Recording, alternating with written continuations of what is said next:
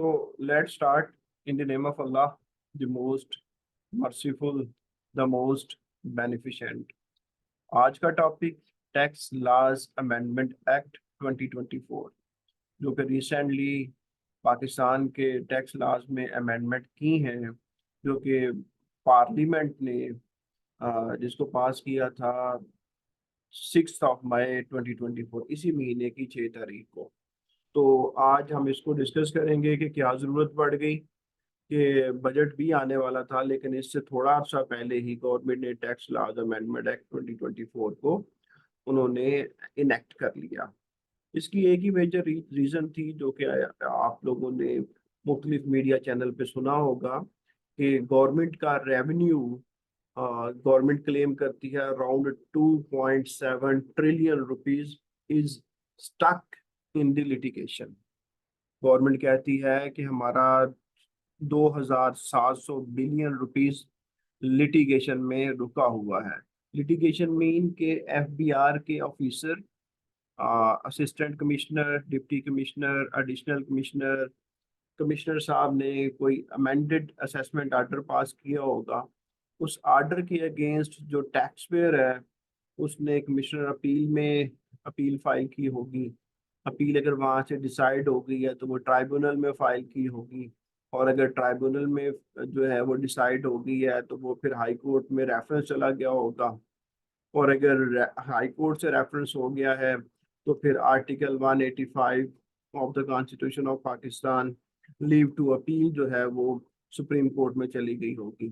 तो ये जो एपलेट फोरम्स हैं, अपील का, कमिश्नर अपील का, ट्राइब्यूनल का, हाई कोर्ट का और सुप्रीम कोर्ट का, ये 4 फोरम में गवर्नमेंट समझती है देयर 2700 बिलियन रुपीस जो है वो रुके हुए हैं। तो उनको लिक्विडेट करने के लिए, उनको कैश में कन्वर्ट करने के लिए गवर्नमेंट ने एक स्टेप लिया, और वो स्टेप जो है वो टैक्स लॉज अमेंडमेंट एक्ट 2024 की सूरत में लिया गया।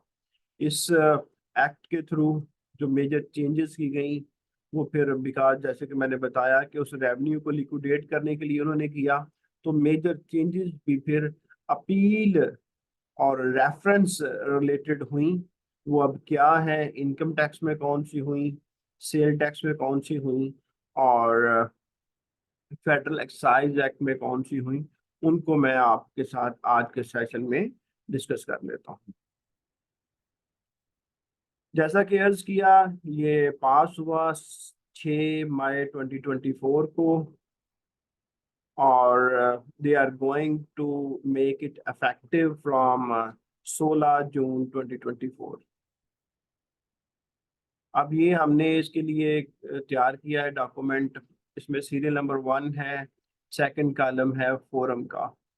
फोरम मीन कि जो प्लेटफॉर्म है उनको मैं यहाँ पे लिखा हुआ है commissioner inland revenue appeals, departmental hierarchy मैंने लिखा।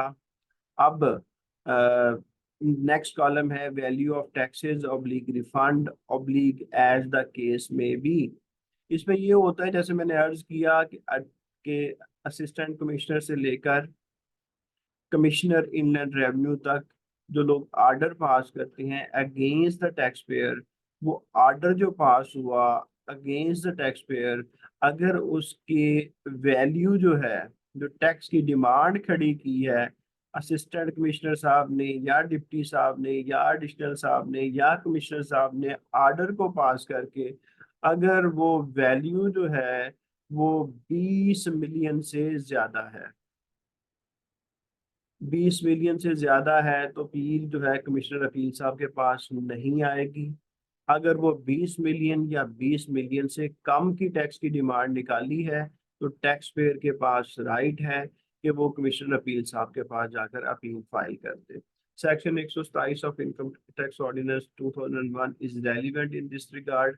उसमें फिर इन्होंने मेजर चेंजेस की, और मेजर चेंजेस करके इस एजेंडा को, इस मिशन को, इस ऑब्जेक्टिव को उन्होंने शामिल किया। तो अब तक फिर बात एक क्लियर होगी हमें कि अगर जो आर्डर पास हो रहा है अमेंडेड असेसमेंट आर्डर, या कोई रिफंड की बात है, या कोई और मसला है, जिस या कोई रिकवरी का आर्डर होता है सेक्शन 161 में, तो फिर क्या होगा कि अगर उस जो टैक्स की डिमांड है वो 20 लाख या इससे कम है, तो फिर tax payer commissioner inland revenue appeals के पास जाकर अपील फाइल कर सकता है। अपील की फी क्या होगी? जब आपने अपील फाइल करनी होती है ना, याद रखिएगा कि अपील करने की फी होती है और साथ में एक प्रिस्क्राइब फॉर्म होता है। आजकल तो हम इसको आयरिस पे ही फाइल कर रहे हैं, लेकिन हम क्या करते हैं, प्रिस्क्राइब फॉर्म के ऊपर डाटा पुट करते हैं और आयरिस में जाकर उसको अटैचमेंट में अटैच कर देते हैं। अपील की फी 5,000 रुपया कर दी गई है। आपको पता होगा कि जब हमने पहले सेक्शन 127 पढ़ा था या फिर हमने सेल टैक्स में पढ़ा था, तो उसमें जब अपील कमिश्नर अपील साहब को की जाती थी ना, तो जो टैक्स पेयर होते थे ना, इंडिविजुअल और एओपी, तो वो जो अपील की फी पे कर रहे होते थे वो 2,500 रुपया कर रहे होते थे, और जो कंपनी होती थी उसकी फीस जो है वो 5,000 रुपया होती थी। अब इन्होंने सबकी अपील फाइल करने की फी कमिश्नर अपील के पास 5,000 रुपया कर दी है। अब और क्या इसमें चेंजेस आई हैं, मैं वो आपको बता देता हूँ। जैसे कि मैंने पॉइंट 1 पहले ही अर्ज कर दिया, 20 मिलियन या इससे कम की टैक्स की डिमांड होगी तो उसके खिलाफ जो टैक्स पेयर है, he can file the appeal before commissioner inland revenue appeals. अब जो कमिश्नर अपील साहब हैं उनके पास आप हेयरिंग करवाते हैं। हेयरिंग करवाने के बाद कमिश्नर अपील साहब आर्डर करते हैं। अब अगर वो आर्डर जो है वो टैक्स पेयर के अगेंस्ट आता है, तो पहले क्या होता था कि टैक्स पेयर सेकंड फोरम पे चला जाता था, एपलेट ट्रिब्यूनल इनलैंड रेवेन्यू के पास, और वहां जाकर वो ट्राइब्यूनल में अपील फाइल कर देता था। लेकिन अब ये बात खत्म कर दी गई है। कमिश्नर इनलैंड रेवेन्यू अपील जब ऑर्डर कर दिए गए, तो उसके खिलाफ अब डायरेक्ट रेफरेंस फाइल कर देंगे हाई कोर्ट में।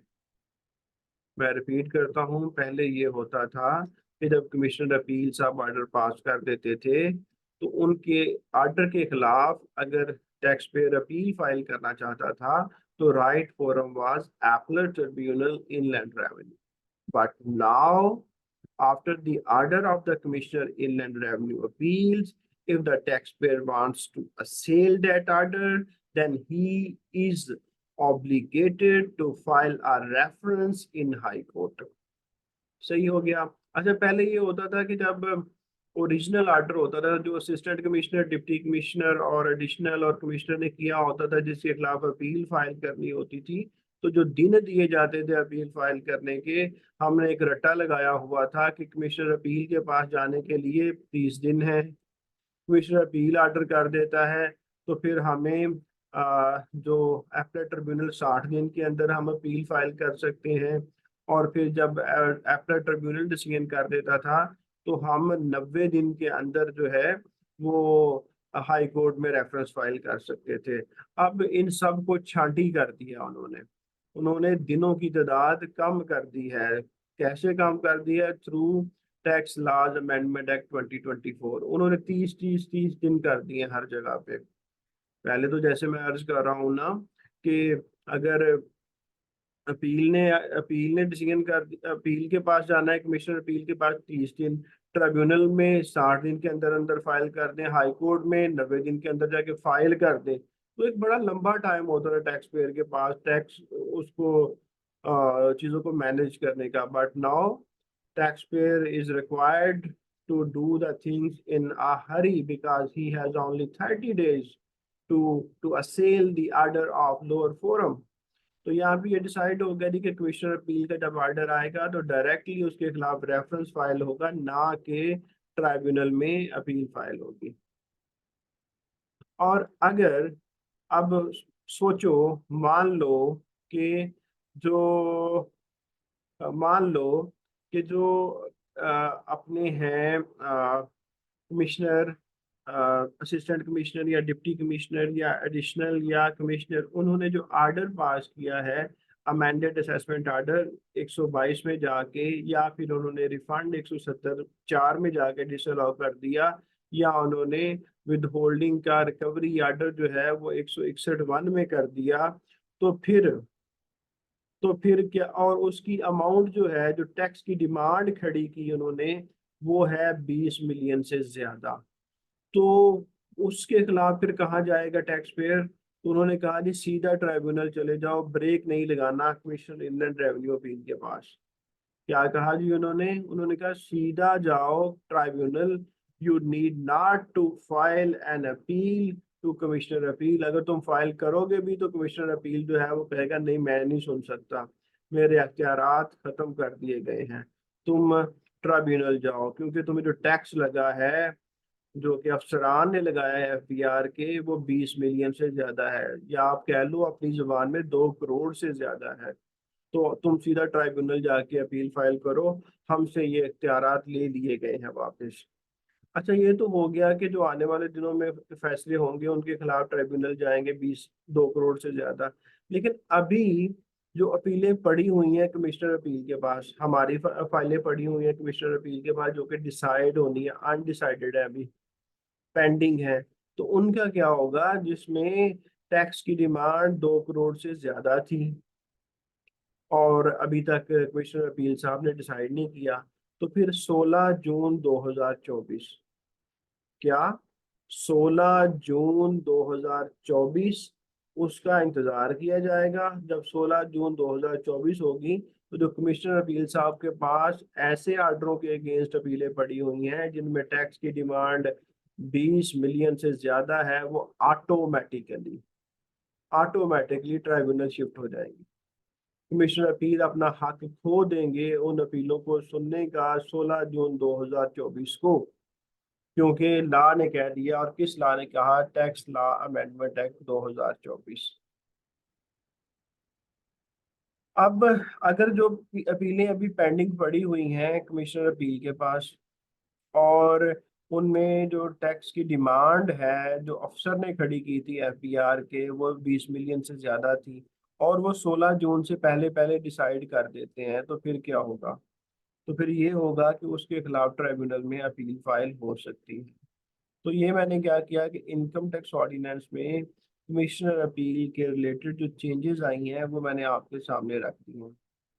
अब हम पढ़ लेते हैं कि इनकम टैक्स में, और बाकी चेंजेस भी कुछ इसी तरह से हैं, सेल टैक्स में भी और फेडरल एक्साइज में भी।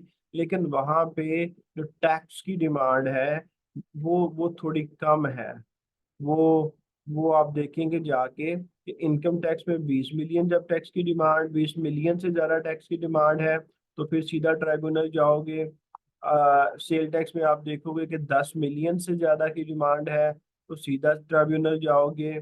और अगर जो है अपना जो एफईडी है उसमें अगर डिमांड है अपना 50 लाख रुपया, तो फिर सीधा ट्राइब्यूनल जाओगे। अच्छा, काइंडली 1 मिनट होल्ड कीजिएगा, हम इसको कंटिन्यू करते हैं।